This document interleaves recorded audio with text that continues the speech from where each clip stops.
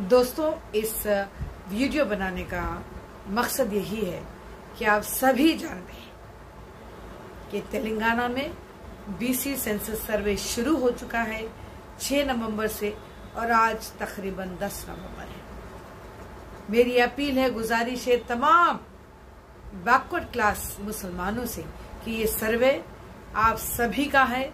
BC का मतलब है कि पिछड़े हुए, गुर्बत की सतह से नीचे जो लोग आते हैं, जिसके पास रोटी, कपड़ा, मकान, रोजगार, तालीम नहीं है, उसके लिए ये सर्वे कराया जा रहा है। तो लिहाजा तमाम गुर्बत से नीचे रहने वाले मुसलमान लोग अपना नाम इंदराज कराइए या दर्ज कराइए इस सर्वे में, ताकि आपकी हिस्सेदारी बन सके देश में, जहां पर सरकारी पॉलिसीज में आपका हक हो और तालीमी सतह पे आपका हक मिले, और यानी कि गुर्बत पे सतह की रहने वाले लोग अपने हुकूक के लिए परेशान मजीद ना हो।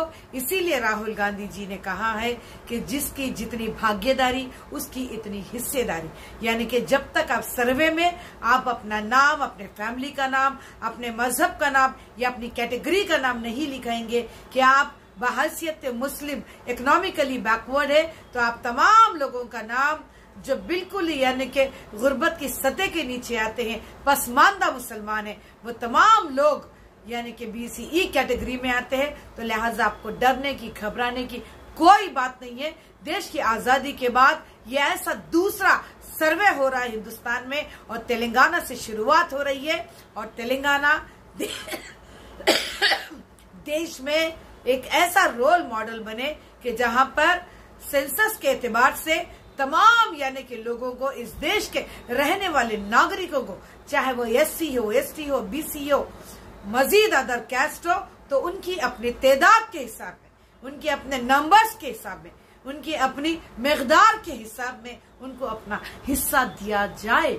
इस देश को आजाद होने के बाद तकरीबन बहुत सारे ऐसे लोग हैं इस देश में जिसके ऊपर जुल्म, ज्यादती और तालीमी सतह से उनको नीचे रखा गया है। इकोनॉमिक स्टेटस उनका बिल्कुल भी यानी कि नजर नहीं आता है, तो एम्प्लॉयमेंट स्टेटस भी नजर नहीं आता है। तो ऐसे लोगों के लिए ही ये सर्वे कराया जा रहा है। आप इसको गलत अंदाज में ना ले, गलत मंसूबे के तहत ऐसी कोई चीज यानी कि कांग्रेस सरकार नहीं कर रही है। और देश के नेता जो राहुल गांधी है, वो बिल्कुल हक और हक़ाइक़ की बात कर रहे हैं। आज मुसलमानों के साथ, दलितों के साथ, शेड्यूल ट्राइब के साथ जो ज्यादती हो रही है, महिलाओं के साथ जो जुल्म हो रहा है, उस तमाम को यानी कि हिस्सा मिल सके भागीदारी के हिसाब से। तो लिहाजा इस सेंसस को, इस सर्वे को आप यानी कि नजरअंदाज मत करिए, हल्के में ना लीजिए, क्योंकि ये आपके फ्यूचर के, आने वाली नस्लों का